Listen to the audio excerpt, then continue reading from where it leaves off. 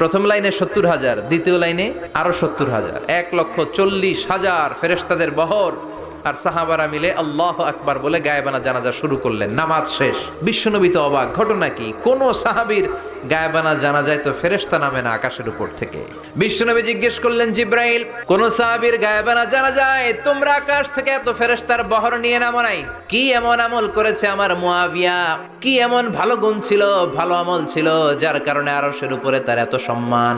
সাইয়েদনা জিব্রাইল বললেন, নবী, তেমন কোনো বড় আমল নয়, ছোট্ট একটা আমল, কিন্তু আমলটারে ভালোবেসেছে কে? আপনার এই প্রিয় সাহাবী হাঁটতে বসতে চলতে ফিরিতে সব সময় পড়তো কুল হুয়াল্লাহু আহাদ আল্লাহুস সামাদ লাম ইয়ালিদ ওয়া লাম ইউলাদ ওয়া লাম ইয়াকুল লাহু কুফুয়ান আহাদ। পড়েন আল্লাহু আকবার।